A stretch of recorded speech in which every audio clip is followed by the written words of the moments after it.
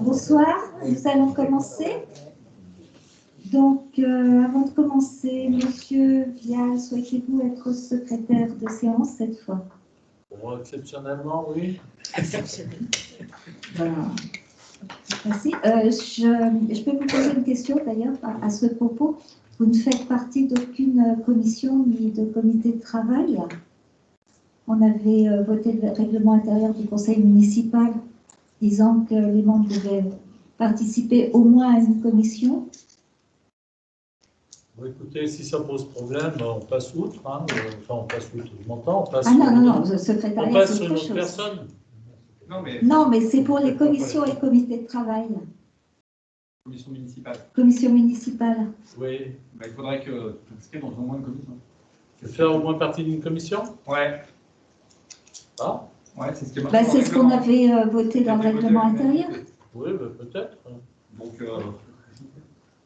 la prochaine fois, vous réfléchissez à... La prochaine fois, je réfléchis. Ok, merci. Ok. Nous allons procéder du coup à l'appel. Donc, Frédéric Géant, Marie-Hélène Lajon, Lionel Rittner, Marie-Claude Garin. Donc, Hervé Delbecq, absent, a donné son pouvoir à Lionel Rittner. Alain Chady. Présent. Christine Guimoya. Présente. Jocelyne Scabatura. Présente. Grégory Meyer, absent, a donné son pouvoir à Frédéric Géant. Fabienne Salaman. Présente.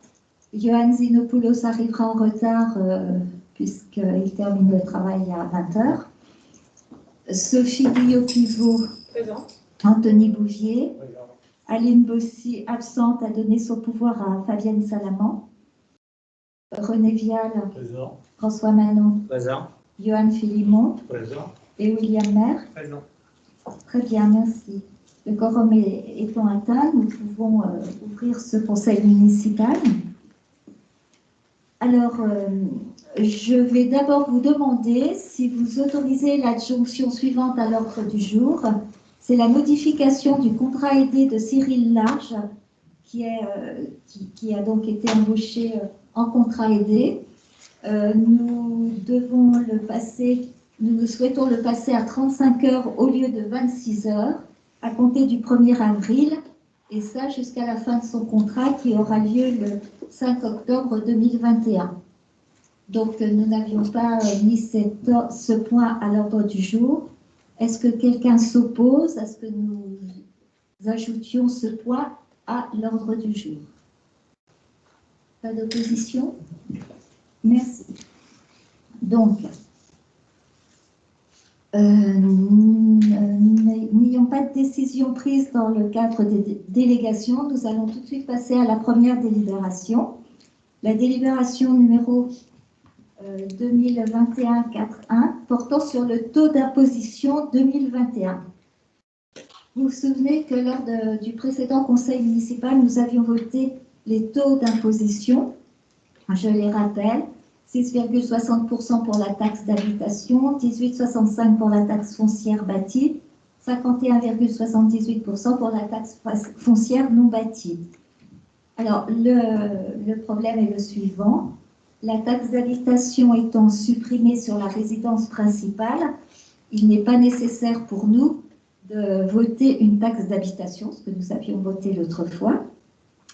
En revanche, comme les communes ne perçoivent plus la taxe d'habitation, cette perte de recettes est compensée au niveau du département par le produit du foncier bâti des départements. Donc, nous devons rajouter ce que le département va nous verser au niveau de ces taxes. Ce qui fait que pour les habitants, ça ne change absolument rien, mais nous avons un taux modificatif à voter. Alors, je vais expliquer. En fait, le taux de foncier bâti sur la part communale, le taux était de 18,65%. La part départementale, elle était de 15,90%. Donc, si je fais 18,65 plus 15,90%, le compte est bon, comme dirait une émission de télévision Bien connu, merci. Donc c'est 34,55. Voilà. Donc en gros, le taux pour la commune de taxe foncière, il sera de 34,55. Pour les habitants, comme l'a dit Catherine, ça ne changera pas parce qu'ils avaient une partie par commune, une partie par départementale. Là, ça sera tout par commune. Voilà. Et en fait, c'est des éléments qu'on a eus après la préparation du budget. Donc je reviendrai lors d'une prochaine délibération sur notre calendrier budgétaire. Peut-être qu'il faut le repousser de quelques semaines pour qu'on soit vraiment le plus proche des éléments en notre possession, quoi. Voilà. Très bien. Donc, on doit délibérer sur les taux suivants. Taxe foncière sur les propriétés bâties, 34,55% plus 15,90%, soit 18,65% plus 15,90%, soit 34,55%. Et la taxe foncière sur les propriétés non bâties, toujours de 51,78%. Qui est pour, à moins qu'il n'y ait des questions par rapport Ouais, non, mais c'est bon. Juste une remarque, si vous voulez. Après coup, quand les gens vont recevoir, c'est sûr qu'ils vont poser des questions, mais en réalité, ils ne paieront pas plus cher. Non, Quoi. en réalité, c'est ce que je viens de dire, ça ne change rien pour les habitants. Et c'est vrai que c'est quelque chose qu'il va falloir expliquer. Donc, voter à l'unanimité. Merci. Nous passons à la délibération numéro 2. C'est une décision modificative sur le budget principal. Alors, cela concerne les frais de l'étude effectués par la SAFER sur l'ENS, l'espace naturel sensible du Boutet, et aussi sur la rectification d'une erreur de saisie sur le montant d'un article. Donc effectivement, ce que je disais un peu tout à l'heure, c'est que quand on a fait le budget, on n'avait pas encore tous les éléments. Et donc, les services fiscaux nous ont fait remarquer que l'étude relative à l'espace naturel sensible qu'on avait payé l'année dernière, on doit l'amortir. Donc, c'est un jeu d'écriture, parce qu'on diminue le virement à la section d'investissement de 5 094 €, donc qui correspond à l'amortissement sur un an de cette étude, et on augmente de 5 094 € l'article consacré aux dotations aux amortissements. Ce sont à chaque fois des opérations qu'on retrouve en dépenses de fonctionnement et qui servent de recettes d'investissement, donc notre financement n'est pas du tout impacté. Voilà. Mais comme les amortissements, il faut les passer comptablement, il faut qu'on soit juste à l'euro près. Et puis, du coup, il y a un petit ajustement, en fait, c'est pour faire l'équilibre, sur le résultat de fonctionnement reporté et la redevance et le droit à service périscolaire. Voilà. Très bien. Donc, je vous propose d'effectuer les virements de crédit dont vient de vous parler Frédéric. Qui est pour? Merci.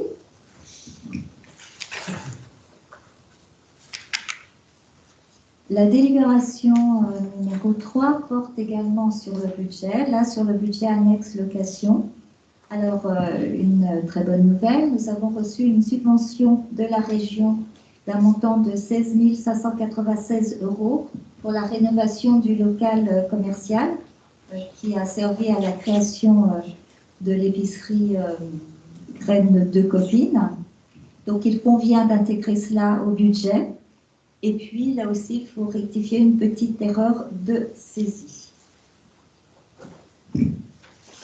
Donc, en fonctionnement, nous avons une recette de fonctionnement. En fait, on avait imputé le résultat de fonctionnement reporté, on l'avait reporté en fonctionnement, ce qu'il ne fallait pas faire. Donc, on le déduit en recette, on modifie en dépense le virement à la section d'investissement et on rajoute des fournitures de petits équipements. Ça, c'est la peinture qui a été achetée pour les travaux en régie de la façade. Voilà. Et donc en investissement, donc on diminue notre autofinancement, mais c'est largement compensé par la subvention de la région de 16 595,87 €. Et du coup, on a augmenté un peu, mais là aussi pour faire l'équilibre, les travaux liés à l'immeuble. C'est vrai que cette subvention, on avait d'abord déposé au petit du bonus relance, on nous a dit que ce n'était pas possible parce qu'elle était productrice de revenus, mais les services de la région nous ont quand même recontacté après en nous disant bah, peut-être que sur cette ligne-là, vous pourriez en bénéficier. Donc on a modifié un peu le dossier, on l'a reproposé et c'est passé. Donc, une très bonne nouvelle parce qu'on n'avait pas prévu au budget celle-là. Autant les autres, on l'avait prévu. Voilà. Donc, je vous propose de voter cette modification. Qui est pour? Très bien, merci. Alors, passons à la délibération numéro 4, qui porte sur le retrait de la délibération numéro 2021-1-3, au cours de laquelle nous avions refusé la protection fonctionnelle à M. René Vial. Donc, M. Vial, je ne vous demande pas de sortir pendant cette délibération, mais de rester absolument silencieux. Vous êtes d'accord? Pas de problème. Ok. Alors, je rappelle les faits très rapidement. Hein. Le conseil municipal du 7 janvier s'était prononcé contre l'octroi de la protection fonctionnelle à M. Vial. Alors, par un courrier en date du 22 mars, Madame la sous-préfète nous demande, à titre de recours gracieux, de bien vouloir procéder au retrait de cette délibération, car les arguments que nous avions évoqués ne sont pas recevables.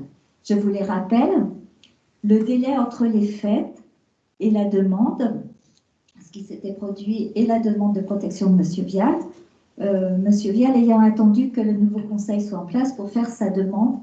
Cependant, la loi ne fixe aucun délai pour solliciter la protection fonctionnelle. On peut la demander n'importe quand. Le deuxième argument que nous avions avancé, c'était le fait que M. Vial a intenté un procès, pas un procès, une action en justice, relative aux résultats des élections municipales auprès du tribunal administratif. Et en fait, cela ne peut avoir d'incidence légale sur notre refus.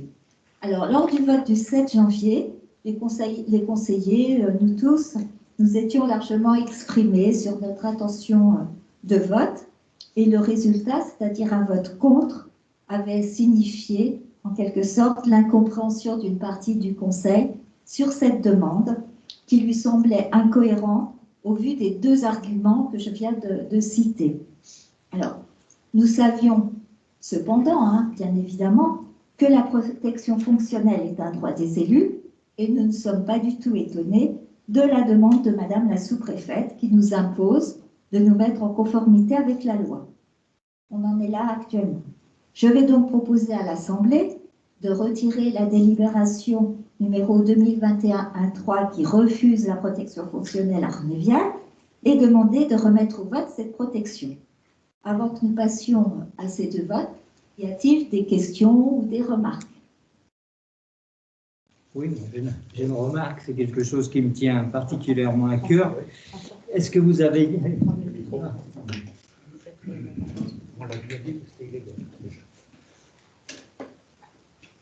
Est-ce que vous aviez... Oui. Est-ce que vous aviez conscience de la décision que vous avez prise? Bien sûr.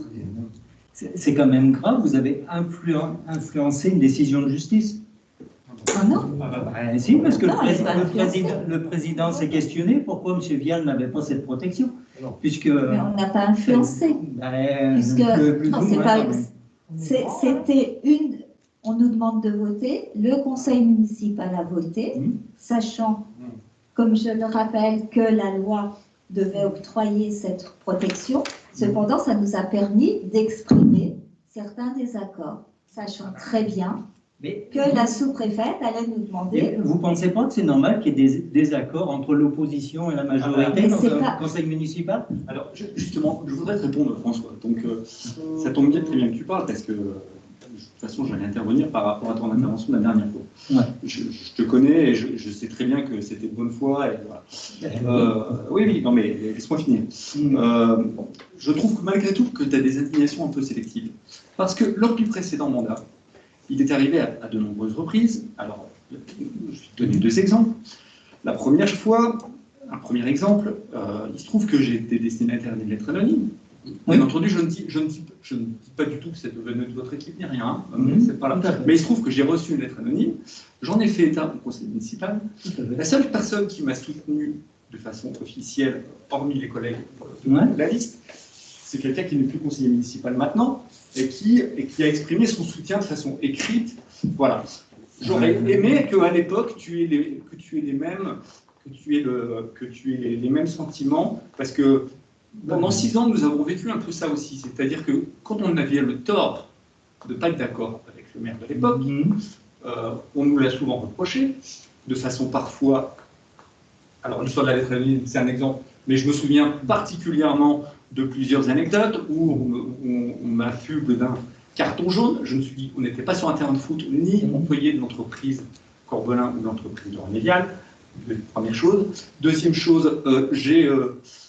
À un moment, quand il y a eu les attentats de Charlie Hebdo, de bonne foi, mais vraiment de bonne foi, j'avais proposé aux tisseurs, donc l'association que nous avions créée, de faire un rassemblement devant la mairie. Qu'est-ce que je n'avais pas fait là? Je me suis fait insulter, ou peut-être pas insulter, mais en tout cas réprimander très vertement par le maire de l'époque, me disant que je n'avais pas à faire ça. Alors je trouve que ces indignations d'aujourd'hui, si tu les avais eues pendant les 6 années précédentes, elles n'auraient eu qu'un peu plus de poids.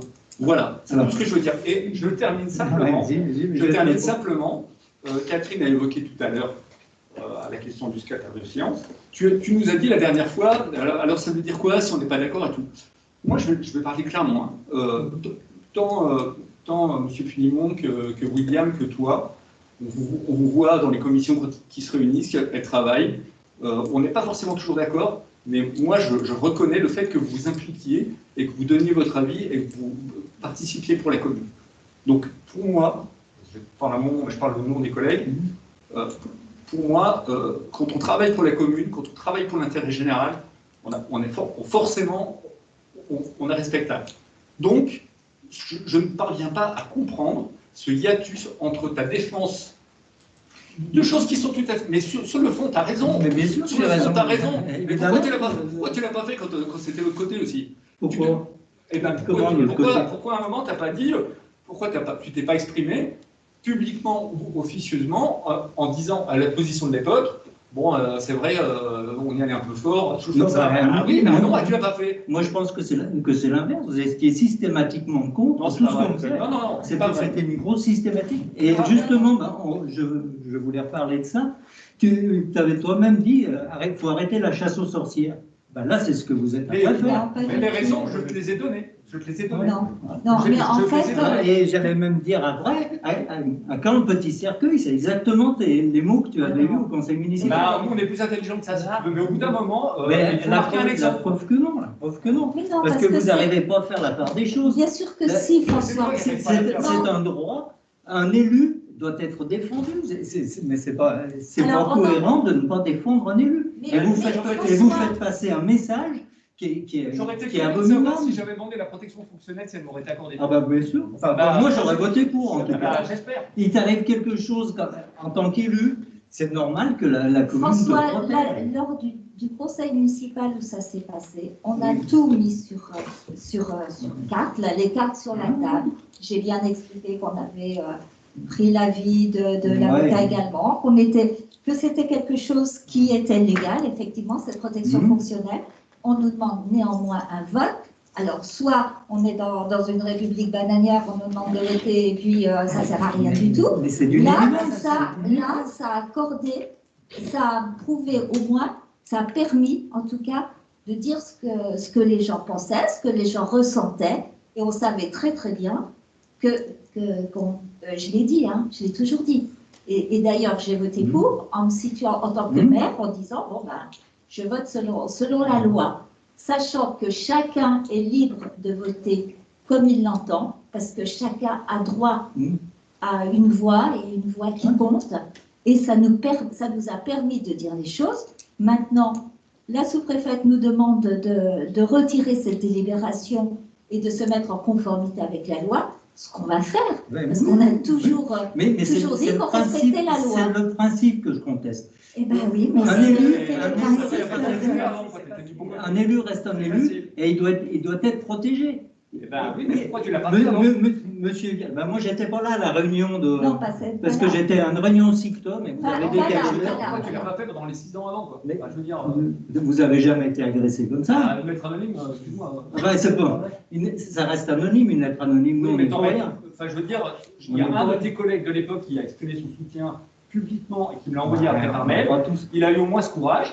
Voilà. On n'allait pas tous t'envoyer un courrier pour dire dire t'as reçu une lettre anonyme, on est désolé.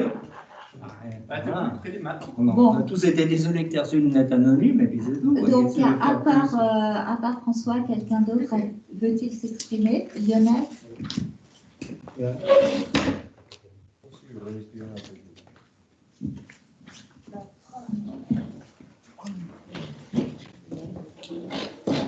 Juste pour rebondir sur ce qui vient d'être dit, François, tu sais, si jamais vous arrivez, à toi, à Johan ou à William, d'être dans cette situation, je pense qu'on voterait, mais sans hésiter, la protection fonctionnelle. Ouais. C'est juste une histoire de personne. De comportement. De comportement. C'est tout. Parce qu'on ne peut pas, voter sans conférer la protection fonctionnelle à quelqu'un qui ment au conseil municipal. On ne peut pas faire ça à quelqu'un qui utilise les institutions pour tordre le bras à la collectivité, pour l'obliger à voter. Donc voilà, c'est juste un principe aussi. Chaque élu a le droit de s'exprimer comme il l'entend au conseil municipal et de voter comme il l'entend. C'est la démocratie. Ah, mais voilà. Ouais, mais vous êtes une équipe, vous êtes sous influence et non, il y en a qu'une qui a compris que vous étiez après vous égarez, c'est la plus jeune d'entre vous, parce que j'ai lu le conseil. Eh bien, il se trouve, François, que chacun est libre de voter comme il l'entend. Tout à fait. Mais après, vous êtes une équipe, vous remontez les uns les autres. Non, ça c'est complètement défendable sous tous les angles. Vous pouvez voter. Et par contre, qu'on soit dans l'opposition ou pas, on doit accepter un vote. C'est tout. Point final. C'est aussi simple que ça. Et pour ma part, donc je m'en tiendrai à ce que j'ai dit la première fois, c'est-à-dire que s'il y avait une intervention d'une autorité ou autre pour respecter cette volonté et défendre les intérêts de la commune, la deuxième fois, je voterai pour la protection fonctionnelle, ce que je vais m'apprêter à faire. Voilà. Mais il n'empêche que je garde mon avis, et c'est mon avis personnel, sur l'attitude de la personne. Mais qu'on ait une rancœur ou pas, un élu doit être défendu. Ça n'est pas une rancœur. On a le droit, en tant qu'élu, de s'exprimer comme on l'entend, et le vote est un mode d'expression. C'est pas un bon principe. Ça s'appelle la démocratie. Donc c'est pas un bon principe de ne pas protéger quelqu'un. Mais c'est ton avis. Qu'il soit élu, qu'on soit d'accord ou pas, on doit le protéger. C'est ton avis, c'est pas le nôtre, c'est tout. Voilà. Et la protection, elle est un droit, et la défense de l'intérêt général, c'est un devoir. Et la défense des intérêts personnels à la place de l'intérêt général, ça c'est un petit peu moins bien. C'est tout. Oui, moi je voudrais juste, à la limite, je vais carrément expliquer pourquoi j'ai voté contre. C'est pas du tout parce que M. Lionel Rittner a quelque chose et qu'il est suivi, contrairement à ce qu'on a pu entendre, de ce qu'on pouvait croire. On a tous notre avis, encore une fois. Là où je le rejoins, par contre, c'est que c'est un vote contre un comportement, encore une fois. Ça, je suis d'accord avec lui. Moi, je fais partie des personnes qui ont été élues par la population de Corbelin, élues d'une façon jugée ou pas jugée conforme, c'est pas mon problème. Je me suis engagé en tant que citoyen pour la communauté, pour le service intérêt général, pardon. Et quand j'ai reçu dans ma boîte aux lettres un courrier du tribunal d'instance de Grenoble, c'est un point de ma vie que j'ai un courrier comme ça. Je suis désolé, et je ne suis pas le seul. Je pense que je ne peux pas aller au nom de plusieurs de l'Assemblée. Ça m'a choqué. Comme toi, ça a pu te choquer qu'on ait voté contre. Alors oui, mon vote n'était pas objectif. Voilà. Merci de le reconnaître. Mais je le reconnais. Mon vote n'est pas objectif, mais par contre, je trouve complètement choquant d'aller contre un vote, là aussi, qui est républicain, de la part d'une population. On avait le même nombre de voix d'écart qu'il y a 5 ans. C'était 100 voix à peu près. On n'a pas fait le même cinéma que M. Vial. Il a voulu faire comme ça. Moi, j'ai voté contre ce comportement. Le tribunal. Aujourd'hui, je vais voter. Aujourd'hui, je vais voter pour. parce que je vais faire mon devoir de citoyen, mais encore une fois, le comportement de M. Vial n'était pas acceptable.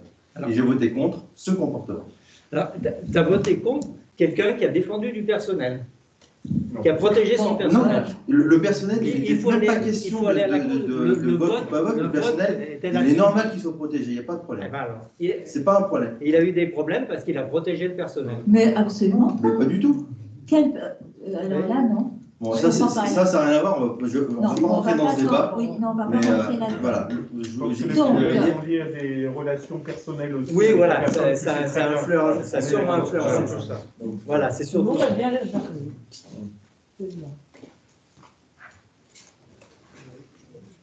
Alain Chady.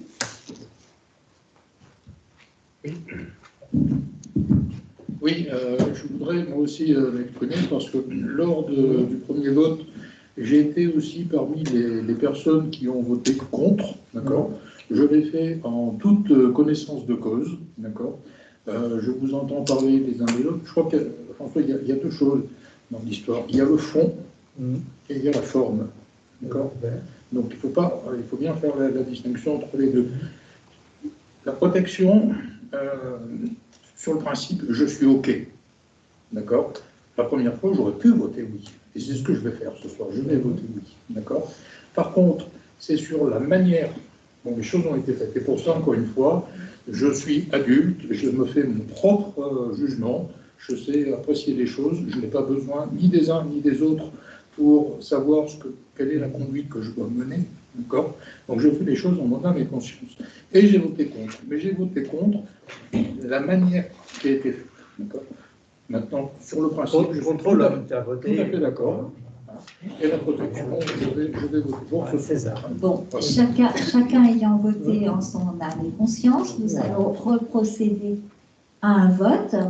Donc, je vais déjà vous demander de voter pour retirer la délibération numéro 2021-1-3 qui refusait la protection fonctionnelle à M. Vial. Qui est pour? Merci. Donc, maintenant, après toutes ces discussions, je vais vous demander de voter afin d'octroyer cette protection fonctionnelle à M. Vial, qui est pour. Merci. Le sujet est clos. Passons à la décision numéro 5 concernant la vente des bâtiments ex-Deschamps. Tout le monde situe ces bâtiments?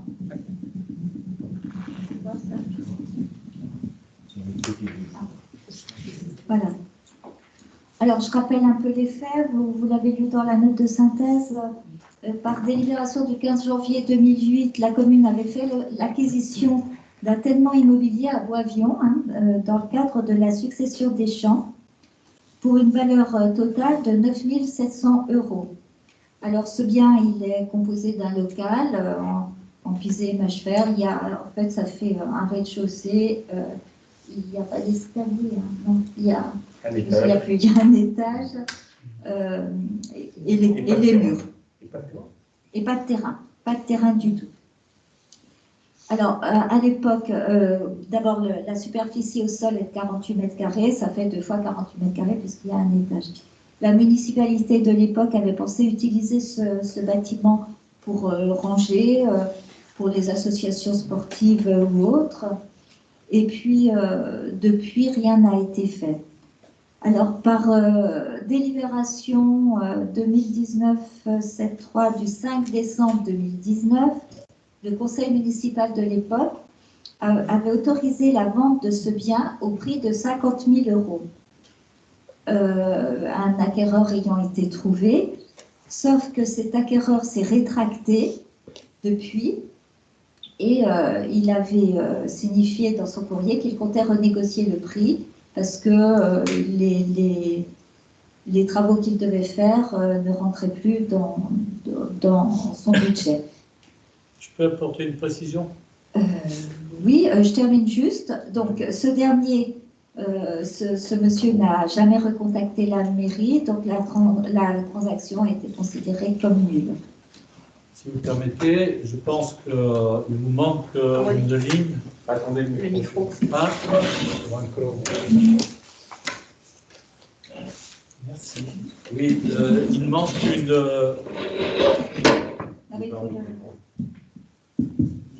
une ligne parce que cette vente de 50 000 € que j'avais défendue à l'époque, nous avions un acquéreur. Nous sommes même allés pour un compromis chez Maître Saramito Zamnia. Donc ça vous manque. Et la personne donc, qui était signataire a préféré mettre, si vous voulez, de côté et dire on ne va pas plus loin, mais l'acte est chez Maître Saramito, vous avez peut-être une copie. Alors je ne comprends pas que ce soit pas porté. Et en plus, qui pensait renégocier le prix, ce qui est faux. Parce que le prix de 50 000 € était acté. C'est à l'étude de Saramito, voilà.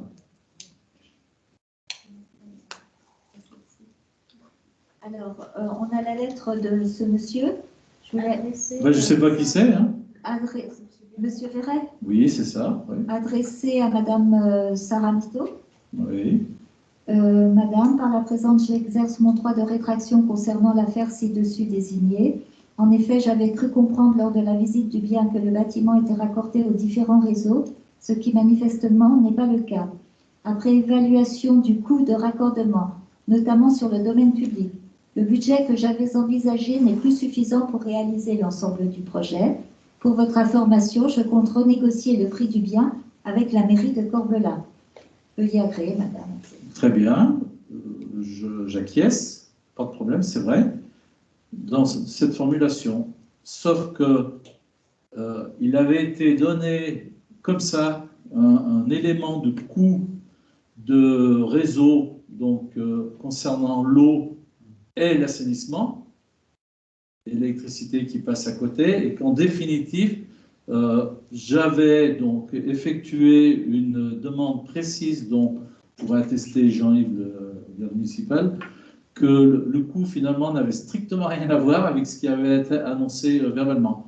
Donc c'est vrai que la discussion, malgré tout, il a dit bon ben, je préfère attendre puisqu'il avait fait cette lettre auprès du notaire. Donc voilà, en quelque sorte, c'était plutôt une histoire de 3 000 à 4 000 € plutôt que les 15 000 ou 20 000 € qui lui étaient annoncés comme ça, par qui, je pense que c'était peut-être le syndicat des eaux, voilà. Mais bon, je ne veux pas aller au-delà, mais c'est la réponse, voilà. Bon, bah, du coup, non, mais c'est ça. De toute façon, ça ne change pas grand-chose. Il s'est rétracté, voilà.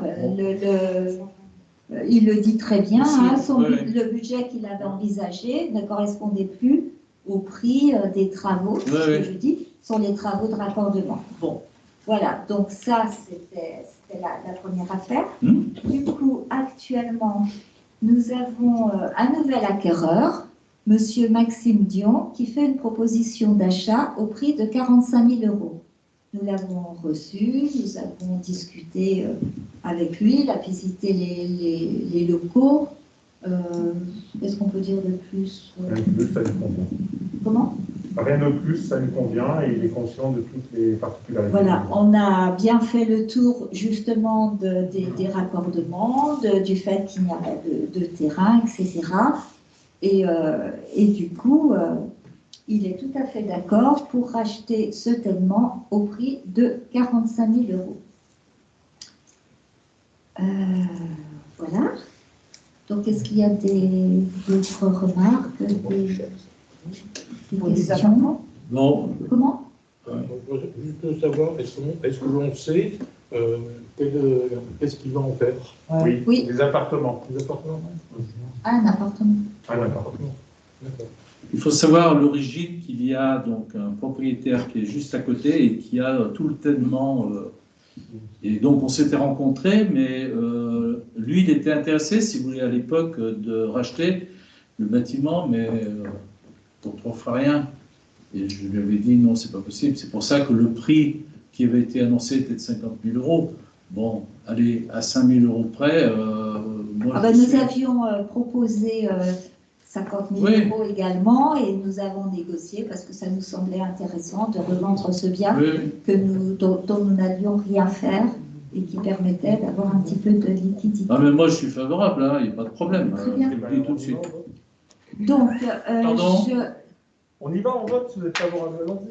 On perd du temps. Là. Mais vous, ça suffit. Pardon? Vous, ça suffit. Et Hein? vous n'êtes pas mon supérieur, Ok. alors calmez-vous. Hein. Mais écoutez, je suis élu, mon cher. Oui, mais comme moi. Hein, mais j'ai un passé, vous voyez. Mais- Et même le préfet m'a écouté, vous voyez. Et vous, vous avez perdu la face. Merci. Oh, pas du tout.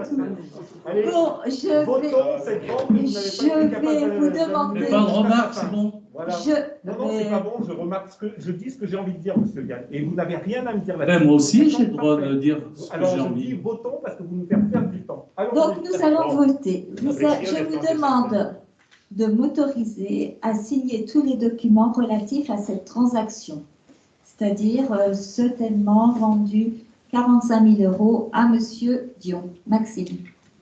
Qui est pour? Ah ben, merci, tout le monde est d'accord. Tout va bien. Parfait.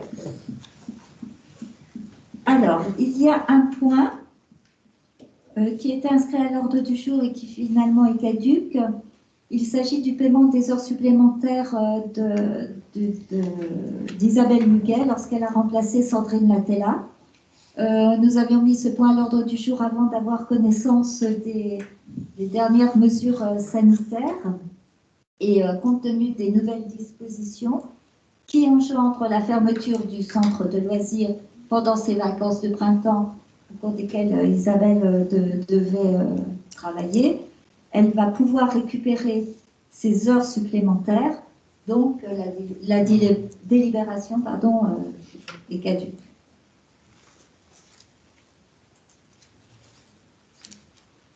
La délibération numéro 6 concerne la rétrocession d'une concession au cimetière. Alors, il s'agit de monsieur et madame Béchet qui avaient acquis une concession cinquantenaire au cimetière en 1984 au prix, du coup, en francs, de 1200 francs, c'est-à-dire 183 €, deux emplacements à 600 francs. Nous avons reçu un courrier de madame Béchet le 22 mars 2021 qui souhaite restituer cette concession à la commune. Donc, nous devons délibérer pour acter cette rétroconcession et il faudra que nous remboursions une partie du prix payé. Alors, le remboursement est calculé au prorata qui reste à courir jusqu'à la fin de la concession et le prix de la concession étant de 183 €, la durée de la concession de 50 ans, le calcul est fait du nombre de jours qui a couru jusqu'au 21 mars 2021, du nombre de jours qui court du 22 mars 2021 jusqu'au 28 octobre 2034, fin de la concession, et le montant à rembourser serait donc de 49,78 €. Donc, y a-t-il des questions ou des remarques? Non? Je vais vous demander donc d'autoriser de rétrocéder la concession numéro 602 en date du 29 octobre 1984, accordée à monsieur et madame Georges Béchet à compter du 22 mars 2021, date de réception de la demande de rétrocession. Et charge à moi ensuite de rembourser à madame Béchet la somme de 49,78 € qui correspond au prorata du temps restant à courir. Qui est pour? Merci. Alors, la délibération numéro 7 est celle que nous ajoutons à l'ordre du jour qui concerne la modification du contrat aidé de Cyril Large. Compte tenu des travaux à faire sur la commune, du fait que les choses se passent très bien pour Cyril Large, nous avons fait le bilan c'était la moitié, hein, je crois, Stéphanie, à mi-parcours de l'emploi aidé avec la personne qui le suit. Donc, comme nous sommes contents de ces services et qu'il y en a besoin au niveau du service technique, nous avons proposé de le passer à 35 heures au lieu des 26 heures hebdomadaires à compter du 1er avril. Y a-t-il des demandes, des questions, des remarques? Non? Alors, je vais vous demander de m'autoriser à signer l'avenant à son contrat pour passer de 26 heures hebdomadaires à 35 heures à compter du 1er avril. Donc, c'est il y a quelques jours. Qui est pour? Merci.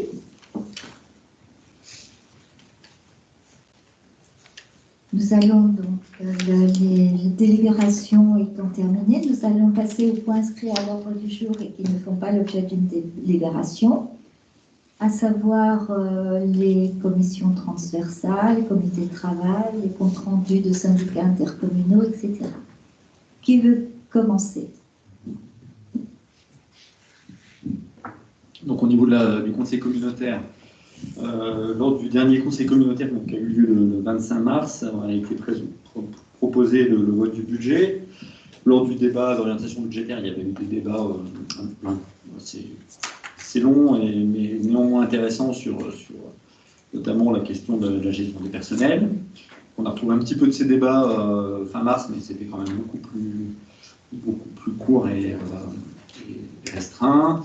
Et finalement, le budget des balcons du Dauphiné a été voté avec uniquement 2 voix contre, donc globalement d'une très forte majorité. Par ailleurs, donc les comités de travail, certains comités de travail ont commencé à débuter. Donc en ce qui concerne celui du plan climat que j'anime, nous avons fait une réunion le fin mars où on a fait ce qu'on appelle une fresque du climat. Voilà, donc c'était co-animé par une habitante de Corbelin qui a participé bénévolement à cette animation. Nous avons, et fin avril, un autre comité de travail plan climat où nous allons cette fois-ci nous voter la stratégie de réduction des émissions de gaz à effet de serre et de diminution des consommations d'énergie. Et puis, juste avant ce conseil, il y avait une réunion sur le contrat de relance et de transition écologique, donc qui est le nouveau dispositif d'État où on recense toutes les demandes de subventions faites par les communes et l'intercommunalité, mais où également on trouve on essaie de trouver une cohérence et on s'adosse à un projet de territoire. Donc c'est une démarche qu'on essaie de faire avec les communes. C'est aussi dans ce cadre qu'il y a eu une journée de réseau communauté de communes, auquel a participé Stéphanie, je pense que tu veux compléter. Donc un réseau qui a été recréé où les services de la communauté de communes rencontrent les services des communes. Donc c'était la première, mais il y en aura d'autres. Donc voilà, pour ma part. Je ne sais pas si tu veux compléter.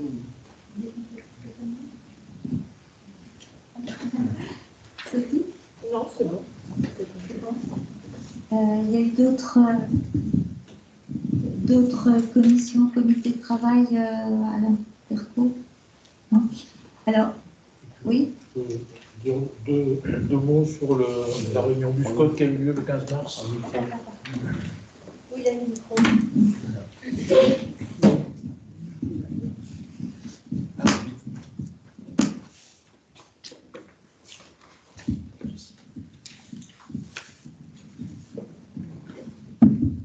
Oui, je voulais dire qu'il y a eu un conseil syndical qui a eu lieu le 1er mars, donc qui a été très rapide, il dure à peu près une vingtaine de minutes, on avait juste à avoir quelques éléments chiffrés. Et le 15 mars, il y a eu simplement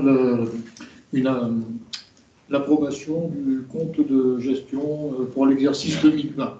Donc je vous fais grâce des chiffres, mais enfin j'ai mis le compte rendu en ligne. Je pense que tout le monde a pu en prendre connaissance.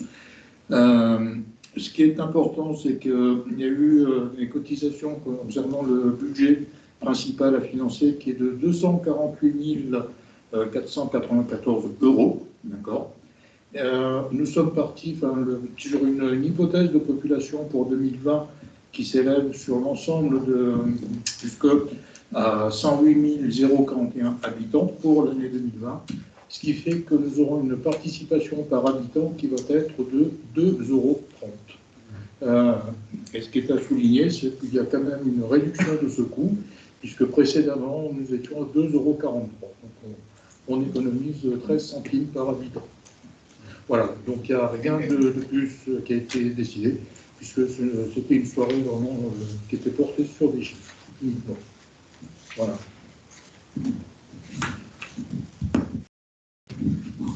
Moi, je voulais juste rendre compte, mais nous en parlerons à un prochain conseil, de la dernière conférence des maires qui portait sur les enjeux, les avantages, les inconvénients d'un transfert de compétences en matière de plan local d'urbanisme à la communauté de communes.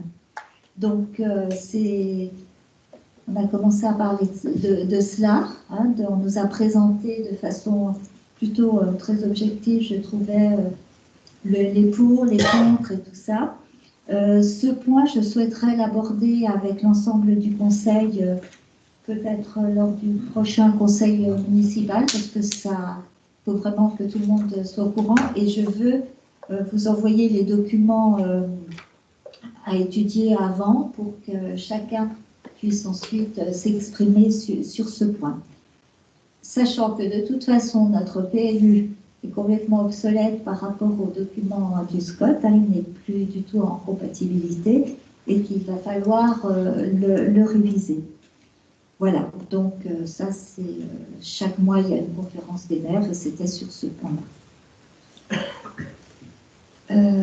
Autre point que je souhaitais aborder, c'est vous faire un petit point crise sanitaire. Hein. Je vous l'avais dit la dernière fois, tous les mercredis soir, les maires ou membres du CCAS ou voilà, adjoints en charge de CCAS sont invités à une audioconférence au niveau de la commune des Balcons et le point est fait sur l'épidémie, la vaccination sur notre territoire, etc. Donc, j'ai eu ce dernier point hier soir et je vous avoue qu'il n'est pas très, très optimiste. Hein. Malgré la campagne de vaccination et les mesures sanitaires, les nouvelles mesures sanitaires, la propagation du virus est en augmentation partout en France, ça vous l'entendez, mais aussi sur notre territoire de l'Isère et notamment du Nord-Isère. Concernant notre territoire, les hôpitaux de la Loire, du Rhône et du Nord-Isère sont vraiment sous tension, avec une occupation de 112% des lits pour l'AREA, ce qui conduit à une déprogrammation des interventions qui sont moins urgentes, on va dire. Et puis, le taux d'incidence, vous savez, c'est ce taux pour 100 000 habitants. En Isère, comme partout en France, a augmenté. Je vais vous donner juste quelques chiffres pour que vous en voyez l'augmentation. Il était de 193 pour 100 000 habitants le 17 mars, 350 le 31 mars, 398 le 7 avril. Donc il y a une progression. Actuellement, le 7 avril, en France, il était de 404. Ce seuil, il est critique, il est considéré comme critique à partir de 200.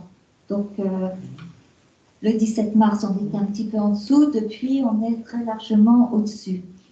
Il y a eu un point donné par l'Institut Pasteur qui pense qu'on peut sortir de cette pandémie que par une vaccination à grande échelle.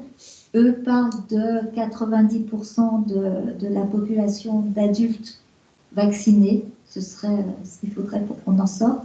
Leur crainte étant l'arrivée de variants encore plus méchants que les précédents.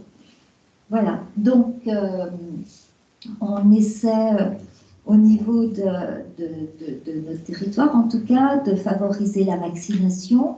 au niveau des personnes de plus de 75 ans qui avaient demandé de l'aide au niveau de la commune, du CCAS, pour être vaccinées, conduites, etc.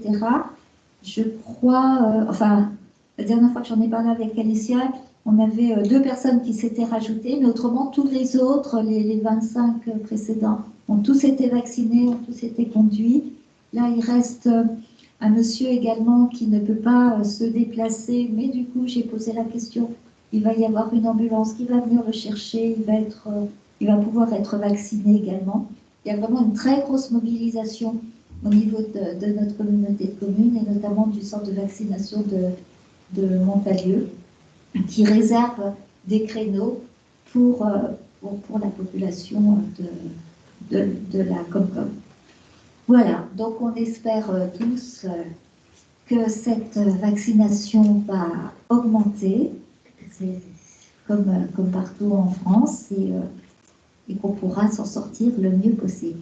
En tout cas, pour l'instant, eh bien, on est toujours, on subit les conséquences de cela, hein, vous l'avez entendu, le centre de loisirs est fermé, l'école est fermée. Alors, les enfants de personnel prioritaire sont quand même accueillis à l'école, et même si le centre de loisirs de Corbelin est fermé, d'autres solutions sont proposées aux parents dans les autres centres de la communauté de communes. Voilà. Bon, pour parler de choses plus drôles, Comment?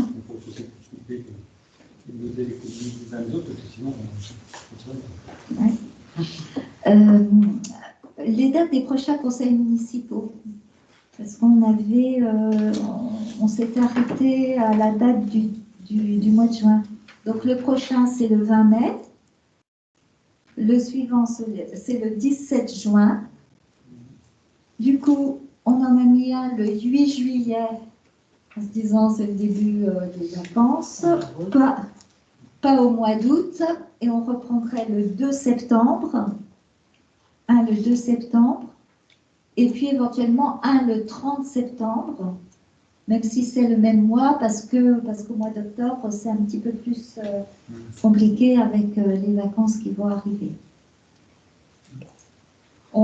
J'ai tenu compte pour ces dates également du calendrier de la communauté de communes, avec les différentes commissions, réunions qui sont déjà programmées. J'espère, Johan, que ça tombe sur les bonnes semaines. On verra ça. Ah non, mais j'ai regardé, c'est les semaines impaires. Il ne faut pas que tu changes de semaine. Hein. Non, normalement, il n'y a pas de raison. Bon, très bien. Voilà. On peut faire un petit tour si quelqu'un a des choses à dire. Oui. Par contre, oui, je ne vous ai pas fait, Stéphanie me fait remarquer que j'ai oublié de vous faire approuver le compte rendu du dernier conseil municipal. Est-ce qu'il y a des remarques le concernant? Non? Donc, on signe. Je vais passer.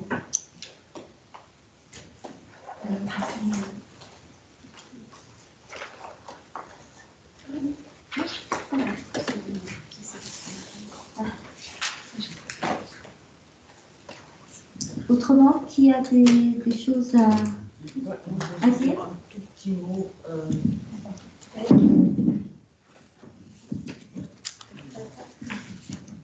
Oui, je veux juste dire un tout petit mot. On a eu la deuxième réunion du comité social, de la commission sociale intercommunale au sujet des logements. Donc, on n'a encore pas examiné, ce sera la prochaine fois, les demandes de logement. C'était encore Jean-Yves Brunier parce que la personne qui s'en occupe normalement était malade. On a refait le point un peu, il nous a réexpliqué en quoi consistait cette commission. On nous a reparlé du système national d'enregistrement. Donc, nous, la commune a déjà un profil consultant, et il va y avoir simplement une remise à jour.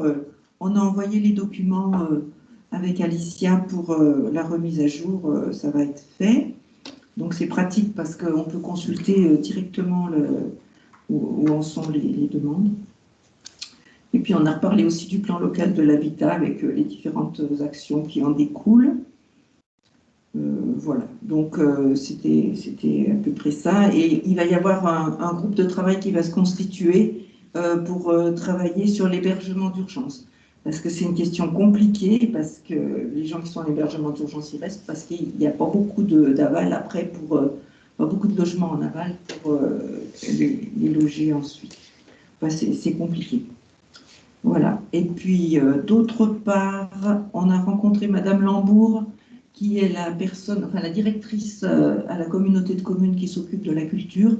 Donc, elle fait le tour de toutes les communes pour voir les patrimoines, enfin les possibilités, les ressources dans chaque commune, ce qui se fait, ce qui pourrait se faire, enfin, etc.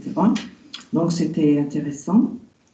Et puis, d'autre part, pour ce qui est de Corbelin, donc les activités de la culture sont limitées, mais on va quand même mettre en place le printemps des cimetières, j'en ai déjà parlé, ce sera le 22 et 23 mai, c'était dans la Gazette, donc on organise une visite guidée ou libre du patrimoine, enfin du cimetière, voilà. Donc ce sera intéressant, on est en train de le préparer. Voilà. Tout ce que j'ai à dire. Le petit point, je vous avais parlé la dernière fois de la course cycliste. On avait une demande donc, de l'UFOLET pour organiser une course cycliste, donc on l'a validé. Donc, si le Covid le permet, le premier week-end de juillet, on aura de 600 à 800 coureurs sur nos routes et celles de Gragnoux. Donc, voilà. Deuxième chose, centre social, et pas que, le Conseil des jeunes citoyens, donc on a eu une réunion vendredi dernier, donc on abandonne pour l'instant évidemment. On essaiera de le faire repartir en septembre avec d'autres moyens, d'autres méthodes. Et puis, dernière chose, ils nous ont proposé des chantiers jeunes. Donc on a validé ça aussi. On a un rendez-vous le 16 avril avec Jean-Yves Lionel, Bruno Vargos du centre social. On pense les faire travailler au niveau du cimetière. Voilà, à confirmer. Je vous en dirai plus au prochain conseil.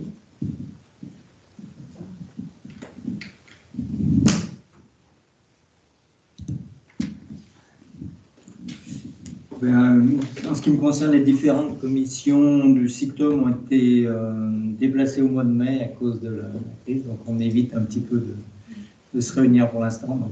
Pas de nouvelles, le syndicat démarrait, j'ai appris que le président était souffrant, donc ça va prendre un petit peu de retard aussi pour la mise en place de la clôture de ce syndicat. Voilà, mais je pense que la secrétaire continue à travailler. Donc, dès qu'il y aura une délibération, vous serez informé.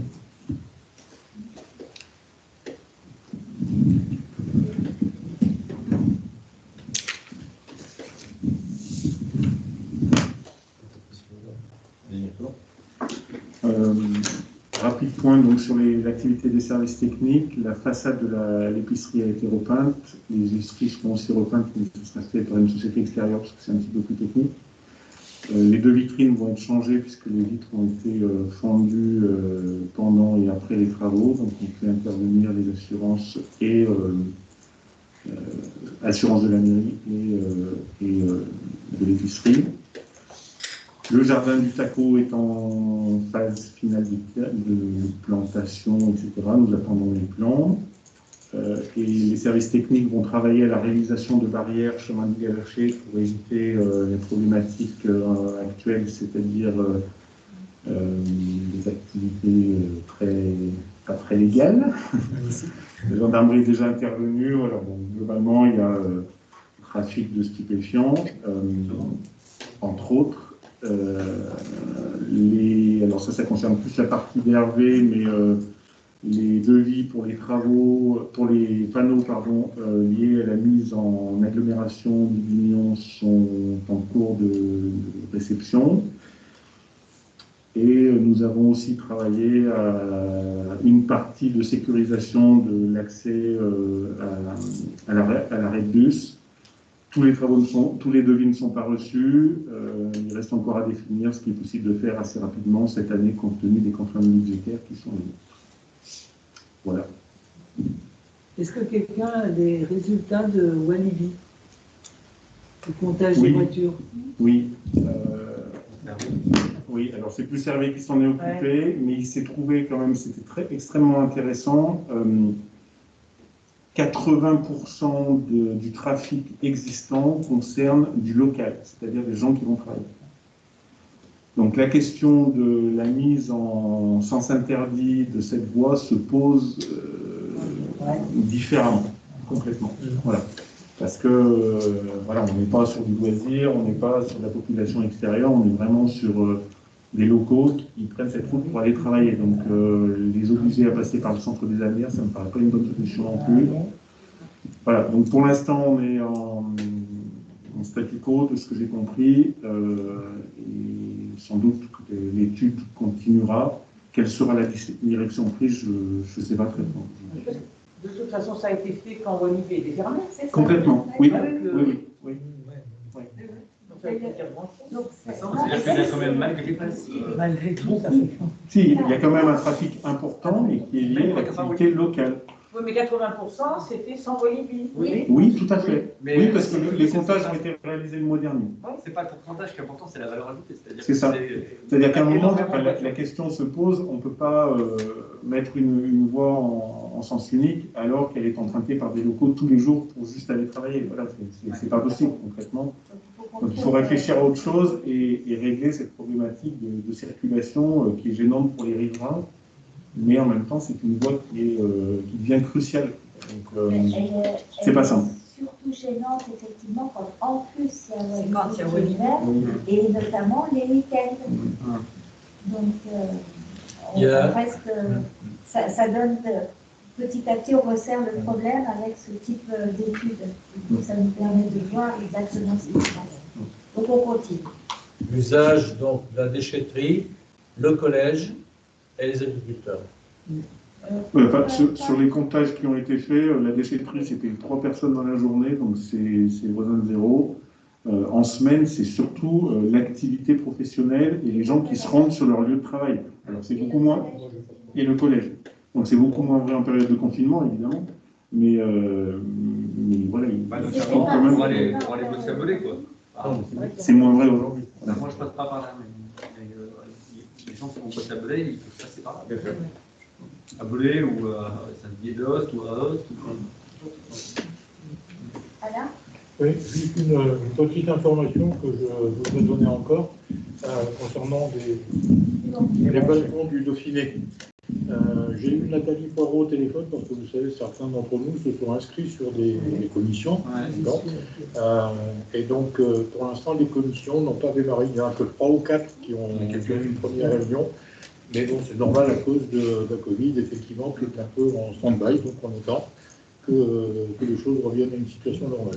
De mémoire, il y a donc le plan climat réuni, le C6 réuni, il y a une commission enfants qui avait lieu, celle de Sophie, alors, la commission plus la commission de travail de l'organisation.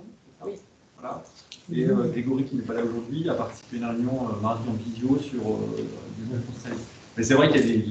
Bon, tout le monde n'est pas au même rythme. Après, il y a la Covid, il faut gérer j'en ai 21 groupes de travail, donc voilà. Donc, mais bon, voilà, ça va démarrer petit à petit, mais t'as bien fait de. Il y a des délégués qui tiennent à ce que soit présent au moins la première session pour se connaître. Voilà, c'est ça. Et. Non. Vous voulez pas dire un mot sur... Ben, on a encore pas vraiment décidé. On va passer au prochain conseil. Monsieur Viard. Oui, c'est... Non, c'est bon, c'est M. Chadi concernant Internet. S'il a des résultats. Pour l'instant, par rapport à l'enquête. Pour l'instant, non. J'ai fait un recensement, effectivement. Bon, les résultats que certains ont envoyés, effectivement, j'ai vu au niveau des chiffres, c'est pas brillant. On marche encore avec les pédales, hein, effectivement. J'attendais aussi parce que Catherine avait une réunion, justement, on attend un petit peu le retour, donc pour l'instant c'est un petit peu en stand-by, et je vais reprendre ça là, prochainement pour voir comment on peut avancer sur le dossier.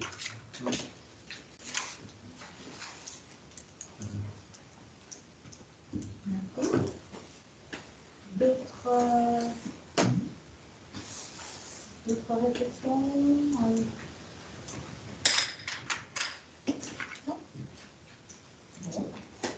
Eh bien, merci à tous, bonne soirée Voilà. et au Manet.